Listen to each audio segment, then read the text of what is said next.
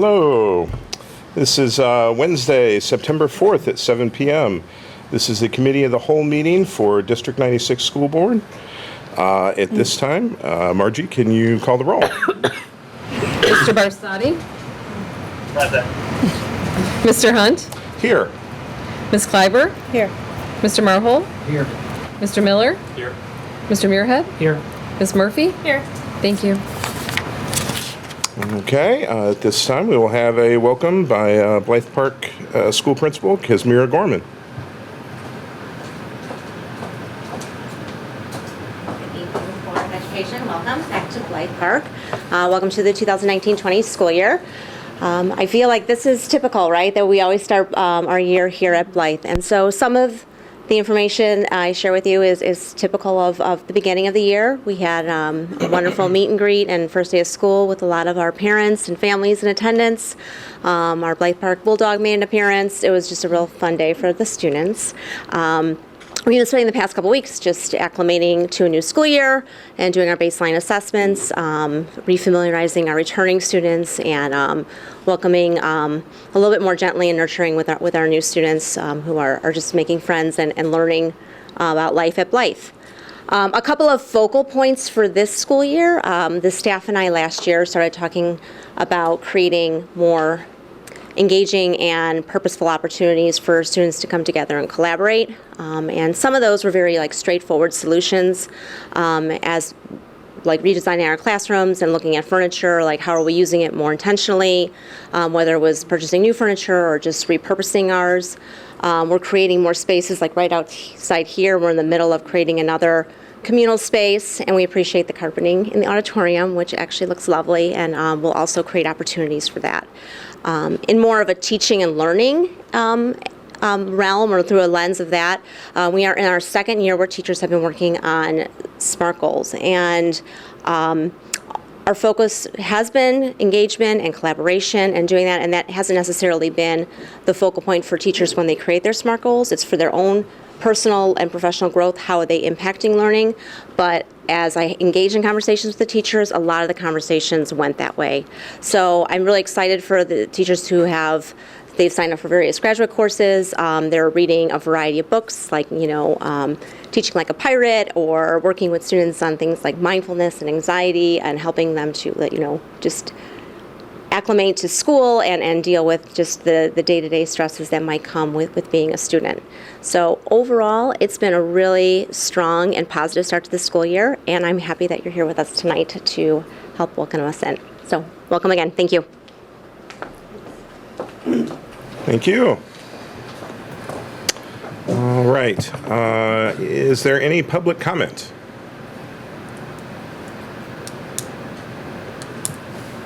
Okay.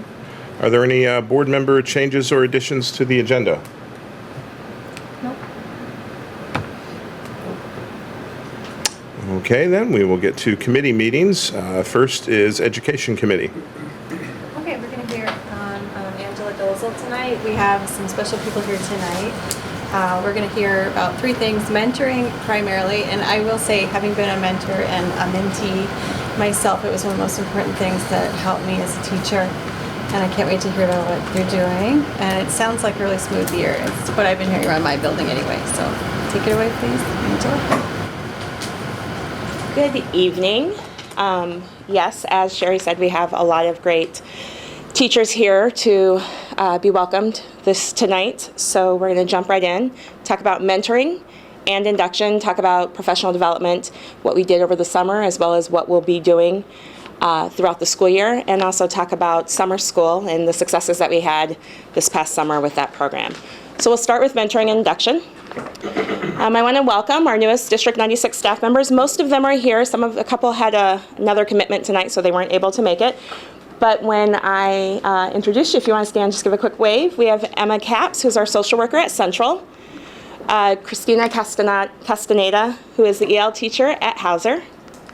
Allison Kernock, who is our school psychologist at Ames. Allison actually was here through LADSI last year, so she's not quite new, but is new to our official staff.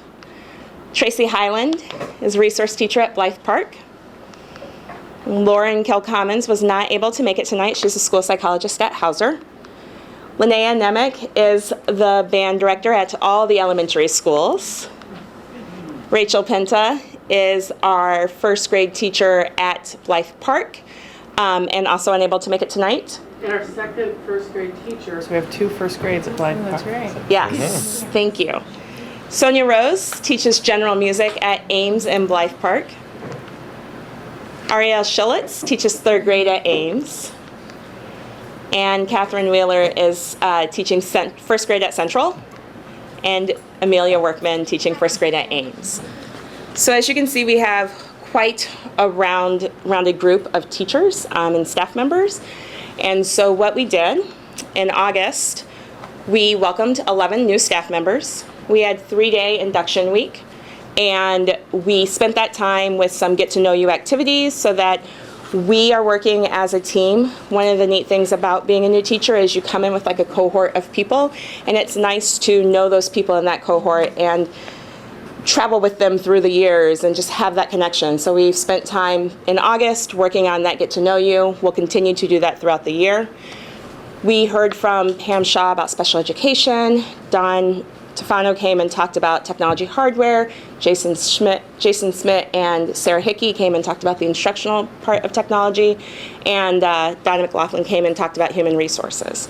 We also had some job-specific coaching. So one afternoon we split up, and the resource teacher, school psychologist, social workers worked with Pam Shaw. Our classroom teachers, our 4 classroom teachers, worked with Erin Depke, who is a math interventionist in the district, and Sarah Hickey on the instructional pieces of Ready Gen, our language arts curriculum, as well as Math in Focus. And then we had more personalized time for Linnea with band, Sonia with music, and Christina with EL, where they were able to work on their job-specific roles. Mentors came for half a day. I met with them for about an hour and a half prior to the afternoon, and then they spent time with their mentees and also with the building principals in the schools, talking about the specifics of their schools.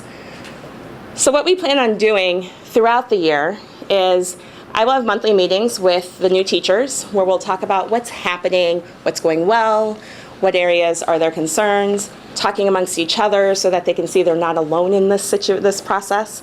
They have monthly meetings, at least monthly, with their mentors. And their mentors have monthly topics, checklists of things to make sure they're covering, things that might include when parent-teacher conferences are rolling around, or parent night is about to come up, so they're talking about that. Especially in the music department, talking about different concerts that might be coming around. So they have a list of monthly topics. The new teachers are required to observe their mentors teaching so that they can see best practice in the classroom that's happening from their mentor's perspective, and then they'll debrief on what they saw, and then the mentors are to observe the new teachers also so that they can help guide them and answer questions that they might have about the practice in their rooms. And then I'm hosting a mentor meeting trimesterally so that we can talk about the process and see what's working for the mentors and what we need to adjust along the way as well, and what questions that the new teachers might have posed to them that they need assistance with as well. So that is mentoring and induction. We're going to move into professional development, but I think that they're going to step out before we do that part. So thank you all for coming Thanks tonight. so much for coming. I know it takes a lot of energy as a new person, so we appreciate it. Thanks for coming. Thank you guys so much. Welcome. Thanks, Alice. And just like that, half the audience is gone. So let's talk about professional development. One of the wonderful things that I know you already know about the staff, and I as a new staff member am learning and seeing, is just the dedication of our staff members. And so we had quite a few staff members come out for a couple of professional development opportunities this summer. The first one was in June, and it was on next generation science standards. And it was a 2-day period for a group of teachers, about 15 teachers who came and explored the foundational next-gen science standards. And that training was actually led by District 96 staff members. And so one of the things that we were working on and we're trying to do more of is pulling our staff members and the expertise of the staff members we have here to help with our training. So Erin Depke, again, math interventionist, Lauren Allen, who's an advanced learning teacher in the district, and Kelly King, the former technology instructional specialist. Innovative learning. Innov- Change that title, right? The title changed with Yeah, the new right. position, but Kelly being the former position. The three of them led this training on next-gen science standards, and they dug into the next-generation science standards for the morning and of the first day, and then for the afternoon of that first day and then the full second day, they guided the process of writing science units for grades K through 5. And by the time those 2 days were over, most of the science units for those 6th grade levels were written that are going to be piloted by a team of teachers across all 4 elementary schools. And that led to then the Define STEM online platform training that we held in August. So Define STEM platform was purchased last year, and it is a platform that can be used to house multiple units. It's not just about science. You can house units from all different subject areas on it. We are starting with science, but looking to expand it as we continue to use the platform. And so those units that were written in June were then uploaded to the Define STEM online platform.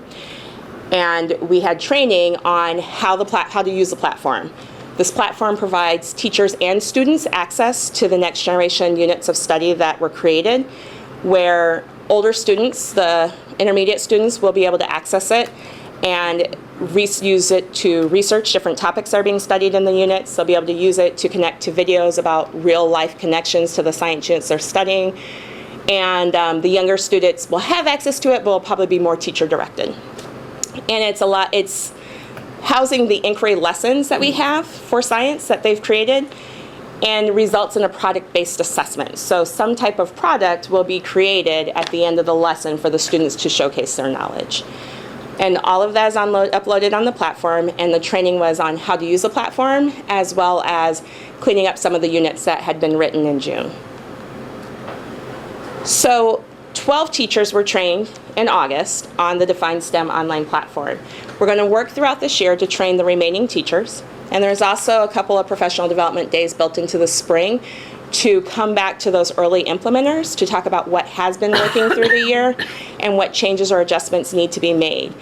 And we're providing that follow-up training because we're anticipating full implementation for the 2020 school year, 2020-2021 school year. So we want to work out some of the kinks and bugs now so that when we have everybody coming on board, we're mostly ready for that. Professional development that we'll also be doing throughout the year. We have this year, again, the Metro Chicago Mathematics Initiative coming and working on math coaching with our elementary teachers. And with that, what we're doing is for the first half of the school year, we are doing 1st through 5th grade backwards planning. So we're taking a math and focus unit, and we're going to look at the assessment and see, is this really assessing what we want it to assess? And then we're going to decide what we want to make sure it has on it, plan lessons that are aligned to that assessment, and then the teachers will go back, teach that unit, and then we're meeting at the end of that unit to look at the student work for the assessment and how the students did on the assessment. So we can see, did it truly measure what we were teaching, and did it truly measure what we were looking to teach? And every grade level will go through that process. The second half of the year, we're doing lesson studies where 2 teachers, K through 5, have volunteered to be observed. We'll split a grade level in half to observe one teacher, and then the other half will observe the other teacher. There will be a pre-observation that the coach will be working with the teachers on. They'll observe, and then there will be a debrief after that to talk about best practices in the classroom with math instruction, what works, what doesn't work, and then how can we continue to refine our practice. Backwards planning is also going to take place with my perspectives at the middle school. Last year, the elementary school teachers did backwards planning with Ready Gen. This year, I've been working with Mrs. May and Ms. Mullins to plan for middle school to have that same experience. And so one day for each grade level will be put aside for professional development from the My Perspectives rep, who will come and do that backwards planning with those teachers. And then we continue to work We'll continue to work with the instructional technology plan throughout the year, where Jason and Sarah will use job-embedded professional development in the area of instructional technology, and we'll use professional development opportunities during the school day they're planning, during professional development days such as Institute Day, and especially looking at how do we use those 75-minute PDs also, not only for professional development and the instructional technology plan, but also looking at professional development and assessments, so that we're looking at our common assessments and how we're assessing and trying to be more aligned across grade levels, across schools, so that we're working really towards, and I know this was a goal when this was negotiated in contracts, that we're really collaborating across schools and having all voices heard. The other piece of professional development this year is continuing with reaching every learner. And so on Institute Day, we had Kasia Derbyshevska come and talk to us, and we did a survey at the end of Institute Day to see how that went and what might our next steps be. And 3 of the questions we looked at were, did this Institute Day, they spent a full day with Kasia giving them ideas about learner variability and reaching every learner. So we asked, did it provide ideas they could immediately use? And 78% responded favorably to that. It was relevant, valuable, and appropriate, 85%, and then 70% of our staff that responded to the survey would like to learn more about it. And so we're working as a district leadership team on what does that learning more look like, and so we'll be planning for that for this year as well. So we'll talk about summer school, and then I'll take any questions. Ms. Hefner?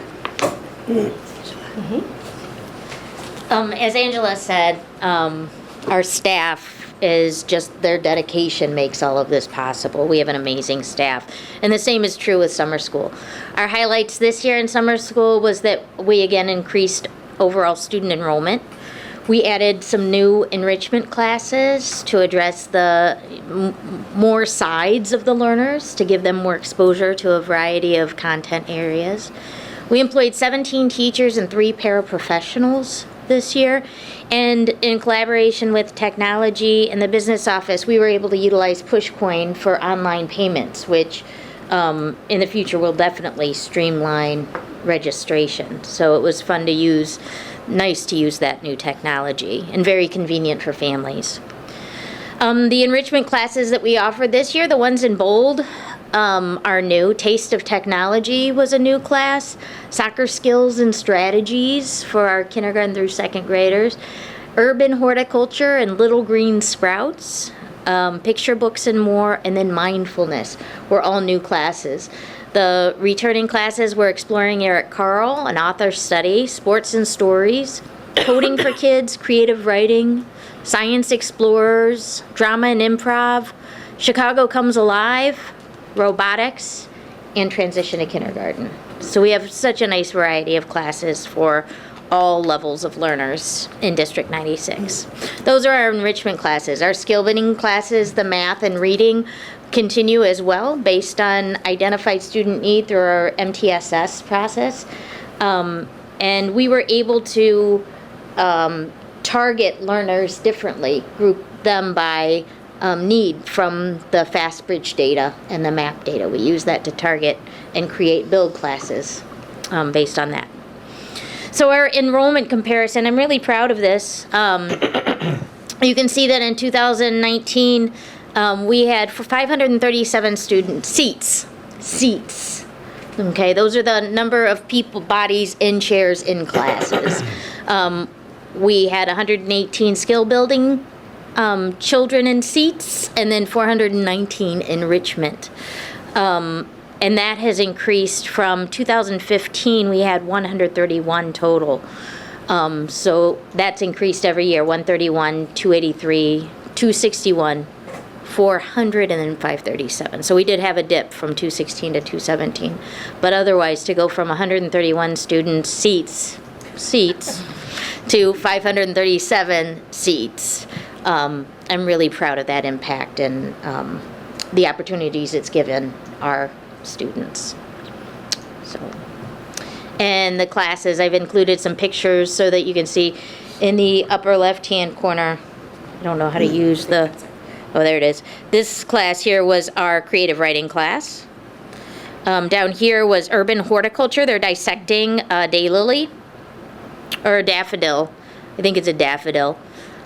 Here is coding. They're using bananas. They're using a makey in bananas to play music. You tap the banana, and it plays some music. This is soccer skills and strategies. Down here, we have a middle school teacher teaching kindergartners through second graders soccer. That was fun. Down here, we have children with play swords. It's a play sword, and other costumes in drama and improv. This is a reading class with Miss D'Arienzo, and these are flowers that are being dyed in our Science Explorers class. So it's a nice variety of experiences for our children. So that is the teaching and learning update from this summer. And are there any questions? Just one, can you remind us if they take a skill building, do they also have time to take enrichment? They do. And how many of those are represented out of the 537? Do you have a lot of that double take? Yes, I was really impressed with that this year. That was one of the pieces of design. In 2015, the classes were 90 minutes, and they were changed to 60 minutes. But in 2015, students in enrichment, if they had a math and then a reading enrichment, that's all they could take. So if you remember, we intentionally split that into 60-minute classes and to give all children an opportunity to take enrichment classes. And we do have quite a few. I can dig up that number. Well, I was just curious if you have a lot that do both. At least, I would think at least half of our skill building students also take an enrichment.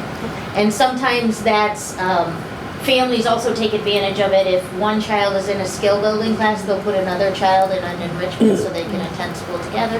There's just a variety of ways that combination is utilized. Thank you. I have a question about, you mentioned, first of all, thanks for the overview, it's very, very thorough. A question about, you mentioned that you worked on the new science standards this summer, and you said you developed 4 different units that you'll be piloting this year. And I was wondering if you could tell us about what the units are and what's different about the new science standards versus the old. If you're not ready to answer the question, we can come back to it another time, but I was curious to know. And so that next generation science standards was actually right before I came on board, because it was in June. Okay. I can't right now answer the difference between the next gen science standards and the old science standards. That's fine, it's just maybe another meeting we can get. But the science units are based, there's 2 to 3 per grade level that were written. Okay. And they're based on different units that they had done through the FOSS science program. Okay. So I know there's a volcano unit in 4th grade, there's forces in motion in 3rd grade. So it's the units, the topics are based off of units that they were doing with FOSS, but they went and updated it so it matches the next gen science standards. Okay. Do you know if the whole team will teach that same unit that was developed in the summer? Once we roll out the Defined STEM platform in the 2020-21 school year, everyone will be teaching it then. Right now, the teachers who wrote them are the ones who are piloting them.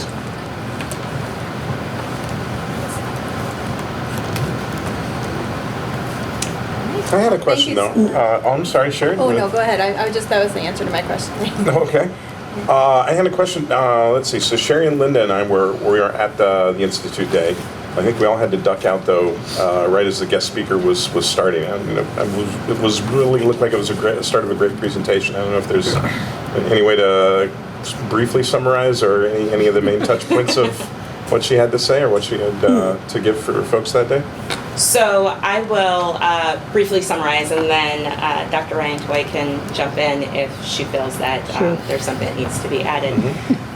So when Kasia Derbyshevska came to talk to us, the morning was spent with all paraprofessionals and teachers. So it was all staff members in one building, and the Riverside Parks and Recreation Department was very kind, very helpful in helping us set up the working with Margie to help set up the room for this to happen. So the morning was all staff members talking about the 4 core parts of UDL, Universal Design Learning. And so talked about the 4 core parts of that, and I am blanking off the top of my head what those 4 core parts are. Can you? So there's different ways that we engage kids. There's different ways that we assess kids. There's different ways that we represent teaching to them. So this idea that, and this is really a foundational idea in education, but it's an idea that I think, not just an idea, it's the action we still sometimes struggle with, that every learner is so unique and so different. How do you as a classroom teacher really meet the needs of all different kids? So she did a lot to kind of represent that understanding, so that, of course, we all know that. I think when you come into education, you say, of course, that's what I know, that's what I do. But it's really so much more complicated than that. And I think she really talked about some strategies and really tried to create a framework for teachers that really identified those core areas of learning. And put the teachers in scenarios so they could actually see it and experience it and see how students might hear instruction differently, or students might read something differently and take that information in a different way. And how do we design our classroom experiences, not just the teaching, but the environment, so that we're meeting all students' needs, because what works for some is good for all. And then the afternoon, the paraprofessionals had a different professional development, and the teachers stayed in with Kasha, the staff members, the certified staff members stayed with Kasha, and then looked at actual practices that they could implement in classrooms, and talked more specifically about what it looks like in a classroom and how they can help their students. Any more questions for Angela? Otherwise, thank you very much. We're going to pass it on to, Welcome to the district as well. and we're going to pass it on to Mr. Miller for the financial. Thanks, We will. Sherry.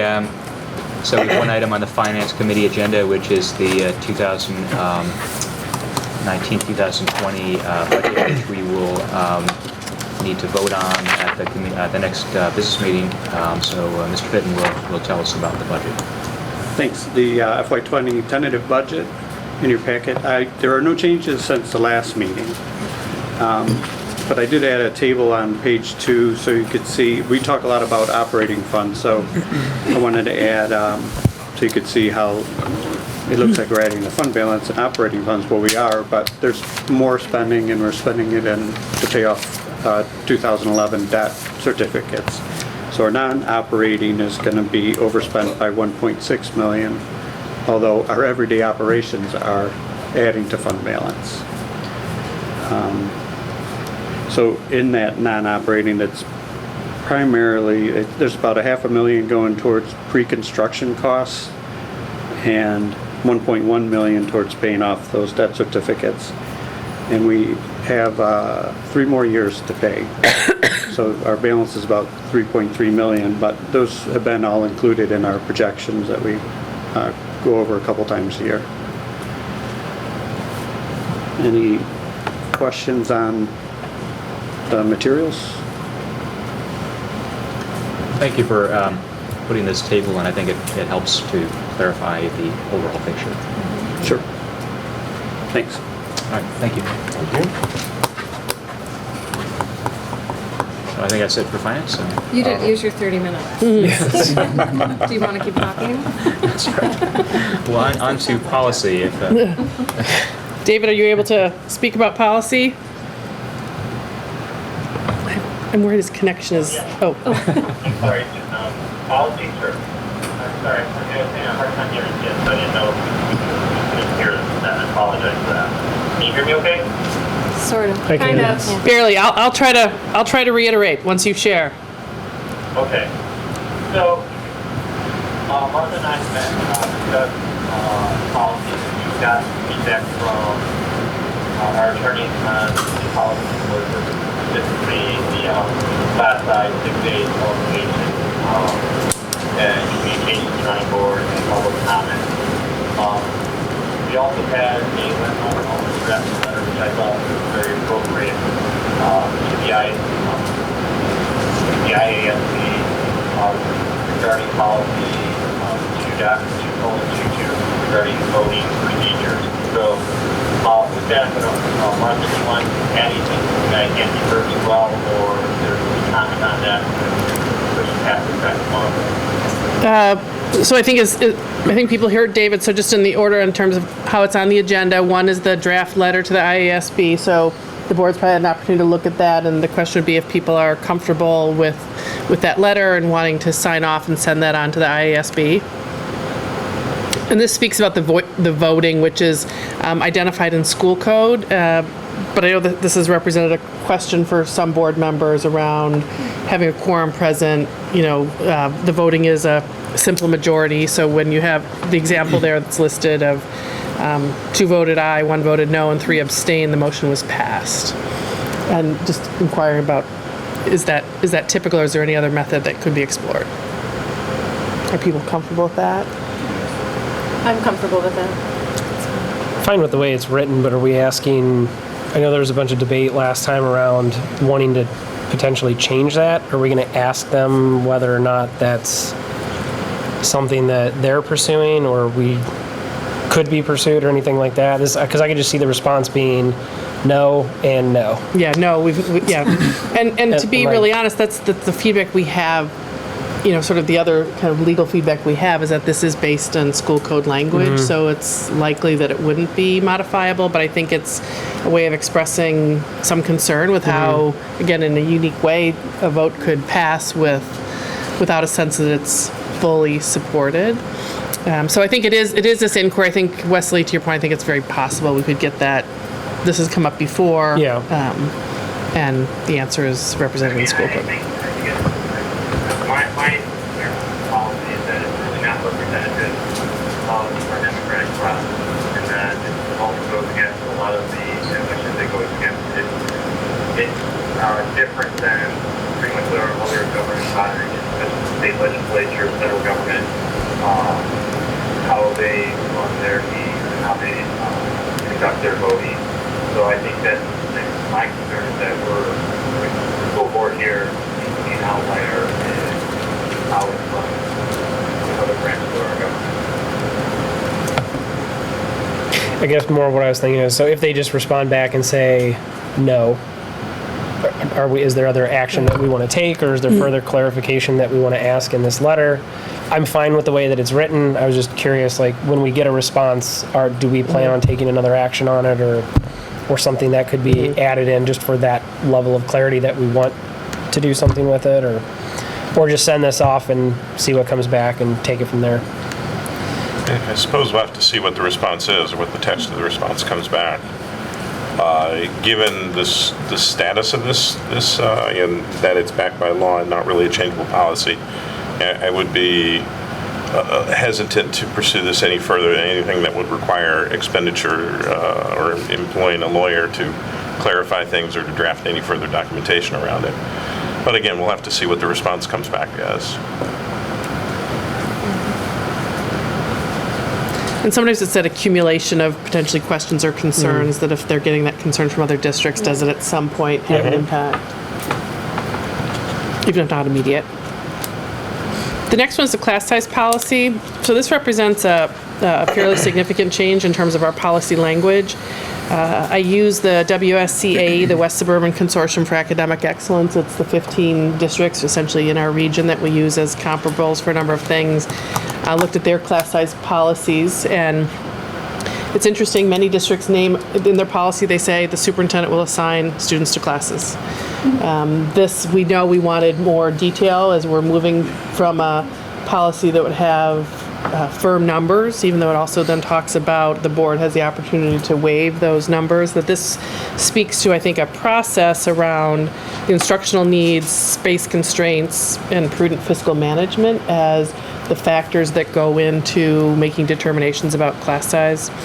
So I like the language of this policy. I think it supports really obviously meeting student needs and taking care of students, but taking into account all the factors that I do believe are part of how we do this work in District 96. So this is, again, really a first draft read. Interested in if there's feedback specifically about it.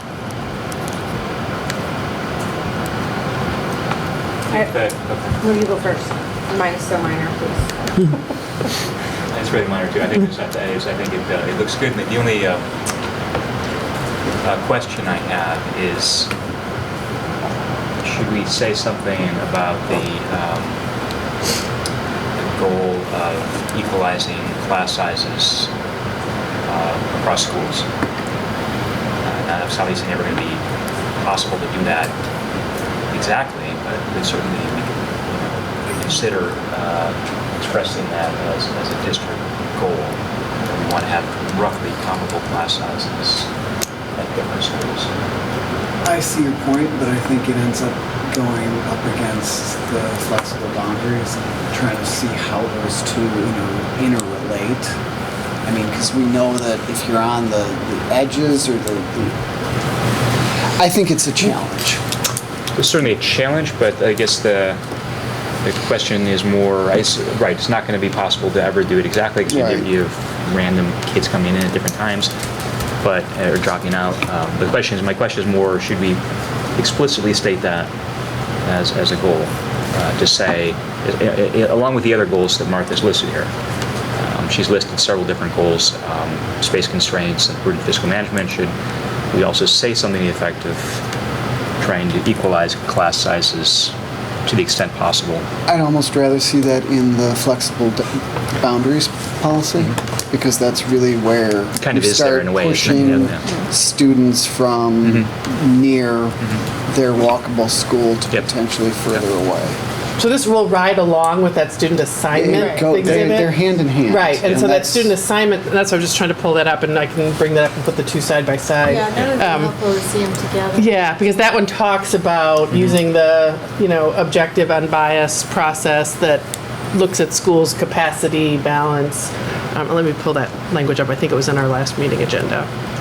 Dave, could you hear that okay? And David was just saying, could people speak up? I know it's hard to hear you, Okay. David, and Dave say yeah. I didn't even hear him say And that. I think hard for him to hear everybody else, so. We'll work on a new speaker system in the future.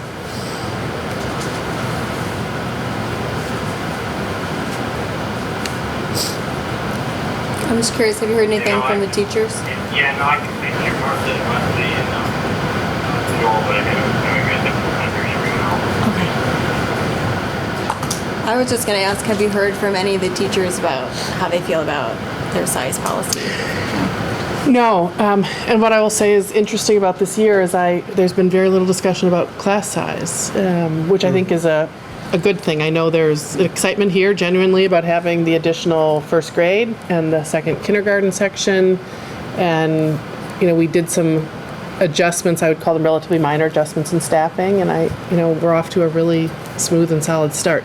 So I have not heard anything. Do they from- know that there's a consideration for changing the policy, do you think? I don't know how many of them would actually know that. Yeah, I'm just yeah. curious, because, Yeah. they're the ones that are Right. affected also, besides the Right. families. I would expect more maybe from the community, but I can certainly share it out more broadly, potentially. if I don't that's know, what you I've think. taught a class of 30, and it is a difference depending on if you have 30 or if you have 15. Right, but Yeah, no, I was just curious if they Yeah, but I how they think felt. the intention of the policy is the same as the intention of the last policy, right? Yeah.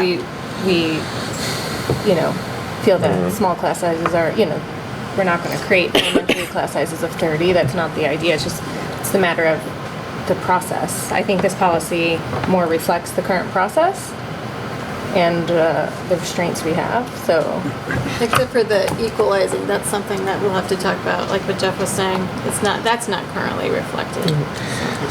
Well, I think it is reflected in flexible boundaries. Right, I think it is. I don't think that's a Not policy there, but So the student assignment, and if board members, it's in the August 21st packet, if you want to just take a quick look, but it says the board is committed to neighborhood schools while providing flexibility for variations in enrollment. The superintendent or designee shall establish an unbiased enrollment process based on objective criteria to assign students to school near their homes, subject to constraints on each school's capacity and the effective use of classroom space throughout the district.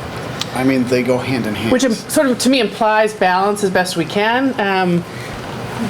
We know balance is complex in terms of transferring Hollywood students is a complex process.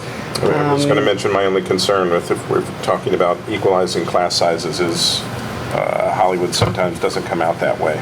And we definitely have heard from parents of the concern for keeping their kids in the neighborhood and not having them cross First Avenue.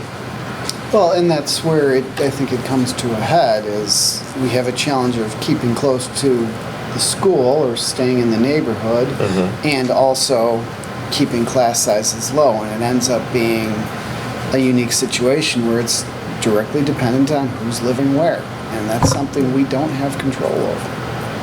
And where we were able to make transfers, let's say from a student who lives on the other side of First Avenue, might be families that had an older sibling at Hauser, they were traveling this way already, that felt more comfortable, or transfers for other reasons. So it's not that it's never done, it's just that we know that there are additional complexities there.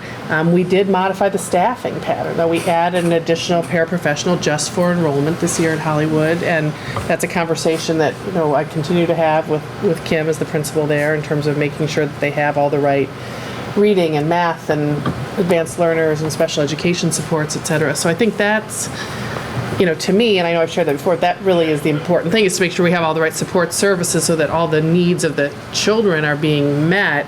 And that might mean that there are some variations in class size year to year. I mean, we have that probably at all grade levels in one way or another. We try to get as close as we can, but we're certainly not perfectly matched. Because this is my thought on the class size policy that I mentioned before, is that we face this issue every year, we discuss this every year. It's like we intentionally set ourselves up to, we intentionally set this policy up so that we vote every year to approve it. I mean, we always grant the exception, but every year the board grants the exception to the policy. So this is just, I think, making this more streamlined, bringing this more to what other school districts are doing. So even this is an administrative decision, I mean, the policy is written so that we are focusing on what's important to the students and what's needed for the students. And there's going to be variations, and there are going to be classes that are going to be bigger, especially at Hollywood. But to have a policy that we always that we really don't adhere to doesn't mean it seems like we need to make this policy more relevant than it currently is. And I'm going to add one other thing, just as there's the policy, and then there's Exhibit 1 and Exhibit 2. So in Exhibit 2, which we updated last year, it does say, provide the administration with an effective tool for maintaining appropriately balanced class size throughout the district. So we do have that language in there. Okay, good, Yeah. good. Thank you. So the one thing I was going to mention is the reason, the only hesitation I have about this policy is that the other policy always provoked conversation. And I know it does say that the administration will provide a report update. Can we maybe just add a little clarification, like an update report to the, like, I want to make sure it's a public update and report and not just, I think you could read this just as it's a report and it's not very public. I want to make sure it's like I don't even know what the language would be, but just Presented at a meeting. or presented at a something. Board of Education meeting or something, just to make sure that this, and I agree with David, the old policy was kind of a big, it doesn't reflect what's going on, this one does.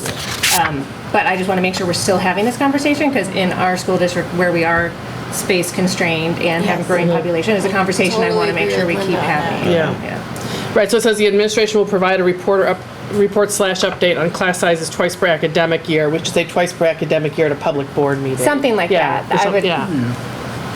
I would prefer that Or way. to the Board of Education. Maybe in 10 years, if it's, Yeah. everybody's different at this table, it can't just be a report. Do we like that it's June and October before and after? I was wondering about, should we months. put calendars or any kind of loose time period there? I think it's of particular interest at the start of the school year.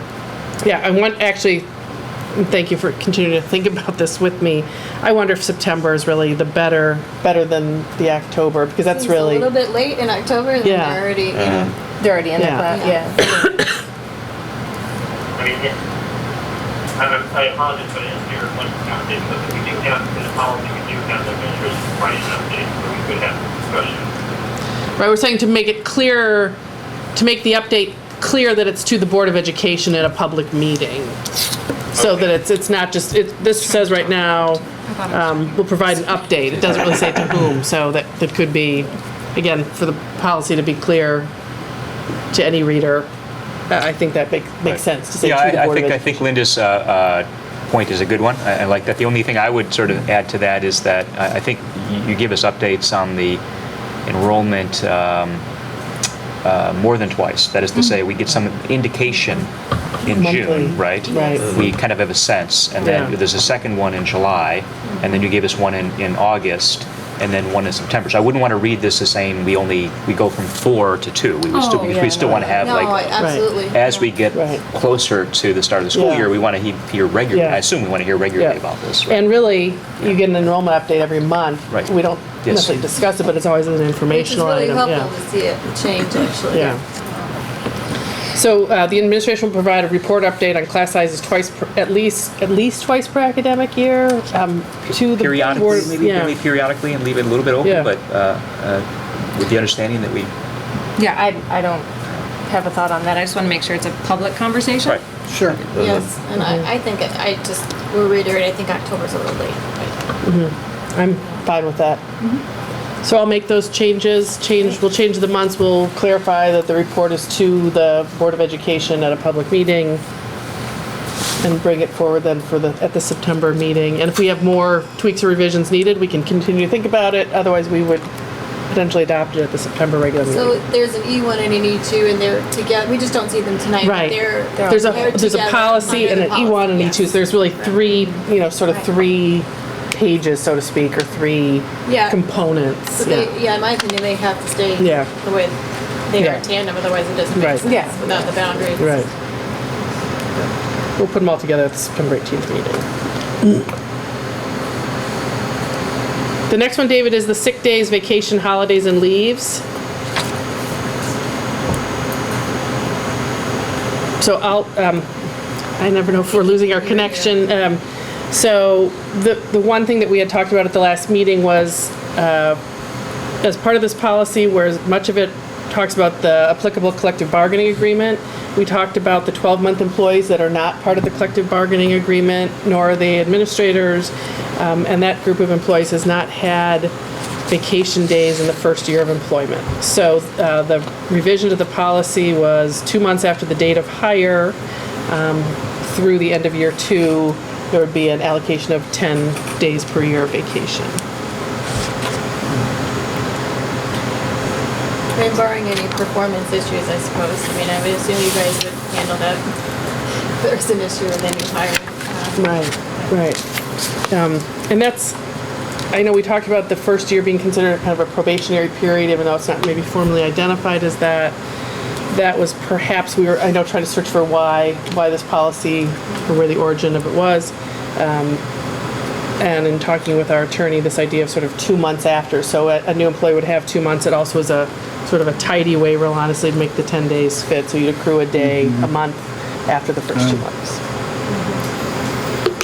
Are the only changes in this policy the stuff that's in blue letters? Or? Yes. Is there a need to call out 2 months to 2 years if 2 years to 5 years is the exact same? That's exactly what I was just thinking. I mean, it's kind of petty. Say it but- again. So it says 2 months After the to date the of end hire. of 2 years, 10 days, 2 years to the end of 5 years, 10 days. Could you just say 2 months to 5 years, 10 days? Got you. Okay. 'Cause I was actually, Right. that was the first thing that Right. stood out. I was expecting like an Right. incremental increase, but As long Right. as there's nothing special that happens at year 2 as far as an evaluation or anything like that, which I don't think would be No, true. yeah, It yeah. wouldn't matter because it's all it's all Right, 'cause earned in it's all the fiscal same. year. Yeah, yeah. and then just to toss this out, do we give, so right now you don't get anything for the first 2 years. Do we automatically give new employees the same as somebody that's been here for 4 years? I mean, I feel like 10 days is, I mean, I don't know, feels a little short, but it's also, these 10 days have to be taken these aren't collective Must be bargaining used employees, October, so- 2 fiscal years. You get to But save it's, it for they can use them during the summer, Yes, 'cause whereas, it's 12 year, yeah, because they're 12-year employees, right? 12 months, So, yeah. or 12 months, yeah, Right. sorry. So, and I was basing this on the discussion we had last month. I know the conversation kind of went a couple different ways about was 10 adequate, where did 10 come from, and my sense from the board was to make this modification now, because where there was not any vacation day was in that first year of employment for people, and to then use that, mimic that 10 days that was already in place for the 2 to 5 years. And this is something, David, I don't want to speak for you, but I will because it's hard to hear you. This is something we had also talked, David and I talked about, is this something that the Personnel Committee would want to review over time? Does this whole policy need some additional adjustment? Well, it certainly could be reviewed, but I'm okay with the number of days earned for vacation and the terms of tenure that are listed.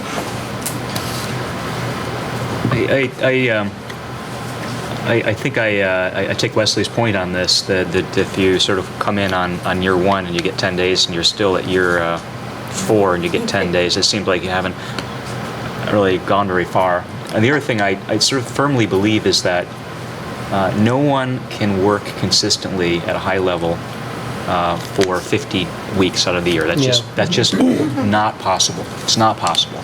So by forcing people to work 50 weeks out of the year, you're basically forcing people to not work at their full capacity. I would much rather people come in when they come in, they're working at their full capacity and want to be here and are working hard.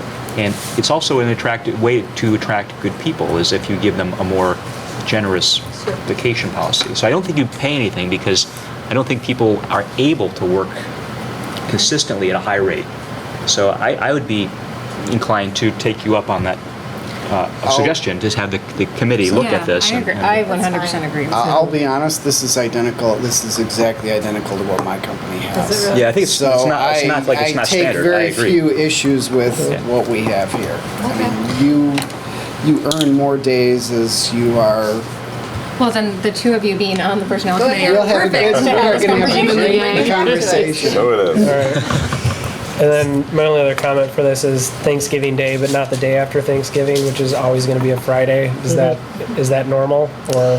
So the board, know, so my you husband have doesn't another get it interesting sort of pattern or history is that you approve additional vacation days annually, and you approve the day after Thanksgiving as an additional holiday, and you approve typically, depending on when Christmas Day falls.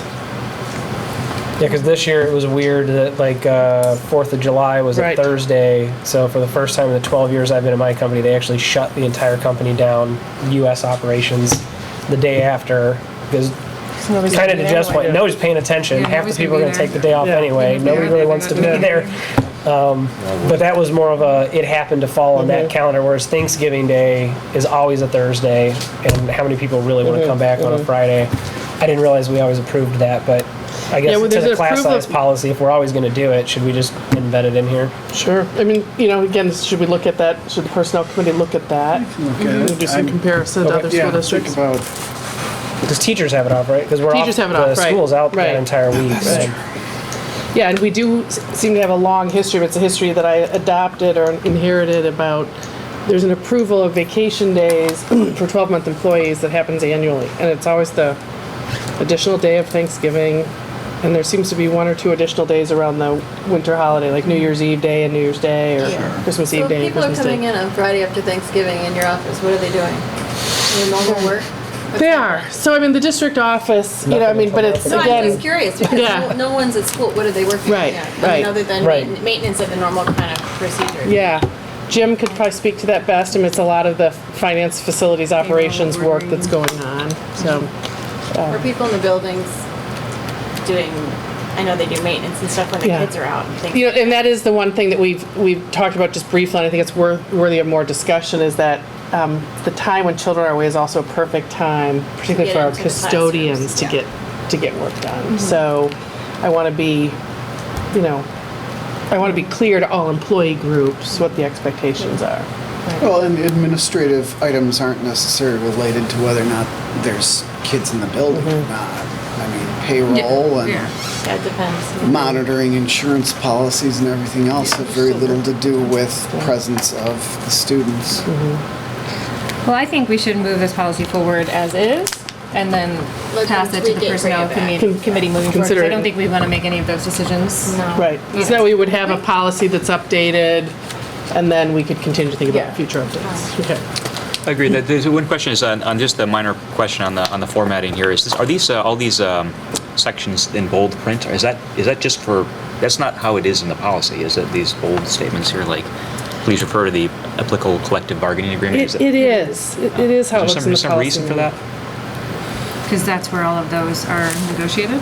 I think because it's either it applies to the collective bargaining staff or Those not under the... Well, no, I understand why the statements, and I just don't understand why it's in bold print. I assumed it was more of that's your first point of contact, and if it doesn't apply there, Yes. then come back to I think it's just this. to bring them to the easiest spot for them The way I to. read We it. used to have the name of the agreement, the date of Yeah. it too, so we would have to every 3 years update these policies with a new. And update. Yeah, I know this was updated Well, this year. yeah, I guess I have no problem with the wording. I just have I don't think that a bold print is things unnecessary to me. It's like you're basically drawing attention to something that's not particularly. It's like exclamation points, you know. Sort of. See, I So totally irritating. have the opposite effect. I feel like it needs to be in bold because none of this applies to you if you are in the Yeah, under so the just agreement. stop here. That's how Like if you're under the agreement, stop reading and go to your collective bargaining agreement. That's the way I look at it. agree with Remember, that. when you're a teacher, you get even if you're on staff, you get this booklet that's tiny print, and it's dozens of pages long. You're just trying to find your thing. So the bold in an annoying little booklet is actually kind of useful. 'Cause Sorry, it's a lot of Jeff. text. Either way. All right.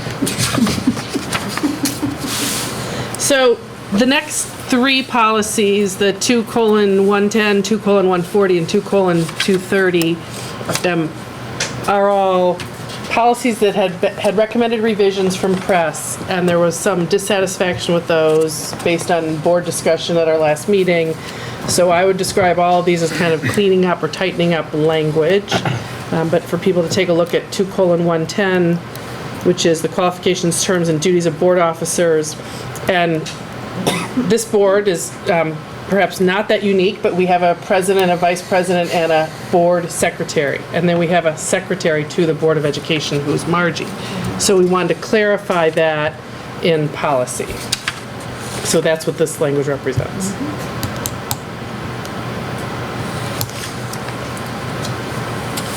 I did have a question in regards to policy 2230. There was the one change listed here of striking out an address after somebody identifies themselves in the name. Is that an IASB recommendation to take that out? It's from the public access counselor that we Yeah. are no longer For privacy allowed purposes. or required to ask for somebody's address. So I believe there was probably what an, Martha says. It's Yeah. that you don't have to give your address to be able to comment in public to the board. But Martha's saying something stronger than that. You're saying you're not allowed to ask for it. Is that? so it's the public access counselor has ruled. I guess I have to look at, is it that you are not required to state your I address? suspect that's what the ruling is. Yeah. That you can't ask for it, but that I they're think not it was not obligated to give required. it. Yeah. That you could. You could ask for it, but yeah. they're not obligated. But you to don't tell you. have to, and that But you was- wouldn't necessarily, when somebody's giving public, it used to be, you'd say, please state your address. You should really say, to please state your name. And some people state it to give more legitimacy to the fact that they live in a given Yeah. area, whereas others Might are, have context. you know what, I just have, General comment. yes. Well, just personally, and I'm not generally not concerned with the overall address, but I do find it can be interesting or provides further information to the board if we know who's commenting, if that's someone who lives in the district or not. I agree. Yeah, I see what you're saying. Let me get clarification on that, that if it's that we are not allowed to or not required to. Yeah, and Address just- is- yeah. Right, yeah. And they're not required to give it, They're like even not if we required to asked, give they it, could but I say, can't imagine we're not allowed. I choose not to I share mean, it. yeah. Yeah. My hunch is it comes also just from a privacy. That's what I was just gonna issue. say. I It's think a- people yeah. might be worried, oh, I said something. It's a they're gonna videoed come to my house. meeting, I would name my address, you don't agree with me, you Right, now know where I right. live. Totally I mean, Exactly. I I think probably wouldn't be very comfortable doing that. Exactly, but- yes. But, you know, Right. This got brought up at the training, and I Yes. cannot remember exactly what they said, but I thought it was you don't have to state it in public comment. Not that you can't ask, but you don't have to. Yeah. I think They can that's decline. that's correct. probably right, because if you want to give it, why wouldn't you? Yeah, if you want to give it, you can, but you can't force them, and you don't have to ask them to. I remember when they brought that up, it struck me, Yeah. but not enough to fully retain it for this. Come on, Wesley. And I think I've heard Purpose it a couple tonight. times, Wesley, and I'm thinking, like, I know you can't require them to say it, but do we ask for it? So let me get some additional clarification on that. And then the other one, the 2:140, communications to and from the board, there's just some cleanup language. So one of the things that it talked about was sort of any email that would come to the Board of Education should be shared publicly. Again, I would say there are emails that we get that are the topic is something that's very unique and specific to an individual, that it's not necessarily something of, they might copy the Board of Education or reach out to the Board of Education. So we talked about welcomes communication from staff, parents, guardians, students, and communities. People may submit individual or questions or communications for school board consideration, or may use electronic use link to the board's email address that's posted on the website. And then it goes on to talk about electronic communication, and if contacted individually, the board member would refer a person to the appropriate level of authority. There is a phrase here, and David, this is part of the conversation we had earlier, it talked about if contacted individually, board members will refer the person to the appropriate level of authority except in unusual situations. And we had a conversation about what's an unusual situation, and we, the recommendation is to keep that language in there and to keep unusual as kind of an open-ended, what we may consider unusual, because sometimes that's hard to predict or define in advance. But I think that's a question, right, David, that you had for the board to discuss or weigh in on. Right. I mean, regarding that unusual situation, there is something out there that helps to clarify. Just because it's not clarified, I mean, it sort of opens it up to individual interpretation. So, just hoping that we can maybe put something a little bit more around that, but open it up to discussion here, see what others think about that.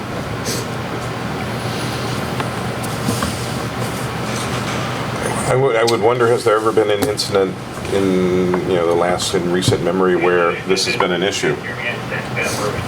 So my question, David, is I'm wondering if there's been an incident in the last say 5 years or 10 years where this ambiguity in the wording here has been an issue. Well, no, I mean, and I guess my thing is I do not know, but then again, if it's up to the individual, I mean, we just know it. I'm just thinking just because this happens doesn't mean we shouldn't still put some parameters around that.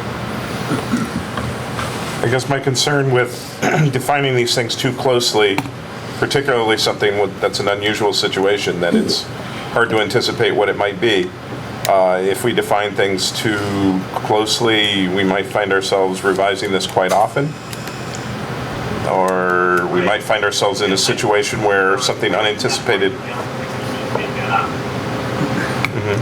So would some sort of clarity in here of conferring with the superintendent and board president prior to responding or something, and at least that way you're not making an independent decision on what an unusual situation is? Because I kind of agree with you, Dan, but I see what Dave's saying. Because I'm struggling right now. I mean, in the 2 months of communication I've been receiving, I'm just like, well, What would be unusual? I think this whole point is a little bit, I agree with what Dan said on this whole thing. It's like, oftentimes people ask me something, they just don't know. It's like, and I'm not gonna call the superintendent if I can answer the question, when does school start, or what, what I'm saying? It's like, so I think it's ridiculous to try to refine this too much, right? So. And I also think about situations where it might even pertain to your own children, or That's even a right. different role that you have in the Right, community, so- and so you might respond, and I know you all do that, of wear your hat as board member and you wear your hat as an individual, community member and parent, many of you in the district, so. but if it was that, and this might be just belaboring the point at this juncture, but if it was a personal thing, would we not switch over to a personal form of communication? So I was gonna say, No. I've actually done that. I've received email to my board account about a situation that was more personal than board related, and I reply back using my personal account and saying, because it's not board business, Right. it's not, It might be something related to the school, but it has nothing to do Right. with board level. Yeah, board. But let's say somebody said, well, Linda, you replied on your board email, and you said, well, that was a really unusual situation. I need to, but I think that's the intention of the language here, is to give you some leeway that there are unusual situations that we can't fully anticipate. And I guess I think of those where it may involve your own children, and you're right, then you are that parent, you are that individual, but what if you use your board email? Yeah. I'm fine with the language as is. Agree. I think it's meant to be protective, And that's how I'm seeing it, is that it's, I didn't mean to interrupt. I think it is protective, and it gives a board member the opportunity to take an issue that maybe is very sensitive and flesh it out a little bit more, perhaps, and serve as an intermediary potentially if it's, I'm thinking of more controversial things, and that's where I immediately went to rather than more pedestrian issues.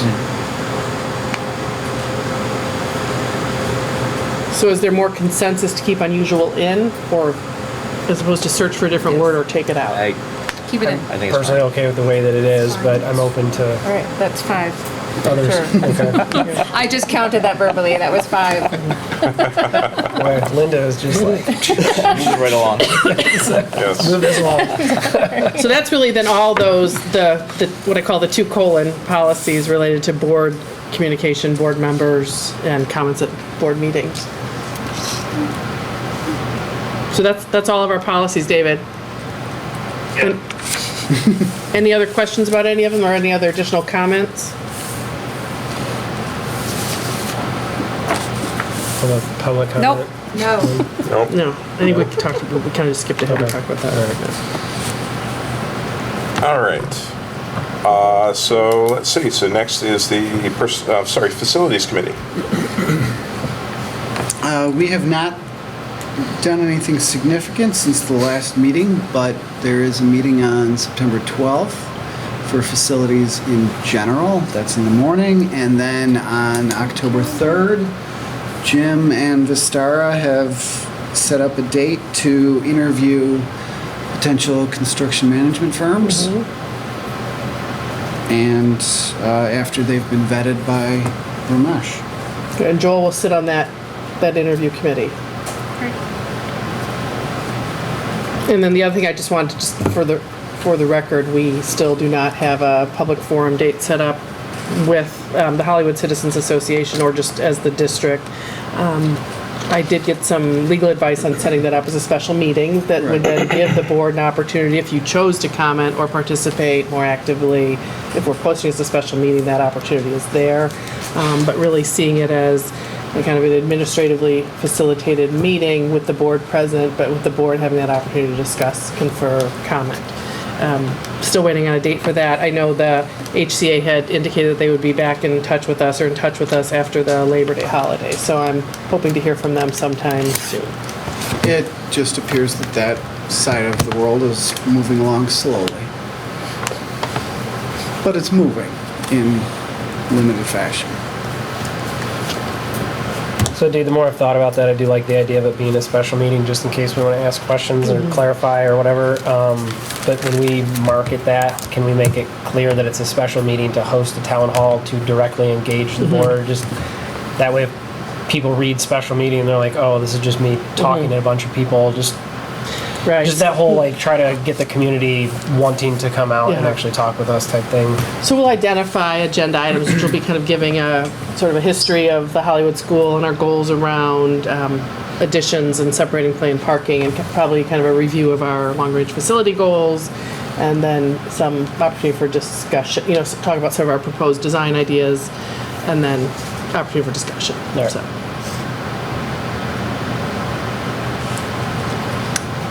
Okay. And then next is the Personnel Committee. Well, nothing right now. So, as stated last time, no news is good news. So, Maybe a couple of things to work on. yes, I have homework for a future date at this point. So maybe something next round. Okay. Well, and at this time, future meetings, September 18th is a regular business meeting at 7 p.m. in the Hauser Learning Resource Center. Board will enter into closed session at 6:30 p.m. if necessary and return to open session at 7. October 2nd is the Committee of the Whole meeting at the Hauser Learning Resource Center. And October 16th is the regular business meeting at 7 p.m. at the Hauser Learning Resource Center. The board may enter into closed session at 6:30 p.m. if necessary. November 6th, Committee of the Whole at Hollywood School at 7 p.m. November 20th, regular business meeting at Hauser Learning Resource Center at 7 p.m. A lot of them here today. At 6:30 p.m. Closed session if necessary. December 4th, 2019, Committee of the Whole at Ames School at 7 p.m. December 18th, regular business meeting at 6:30 p.m. Closed session if necessary. And if there is nothing else, the meeting is adjourned.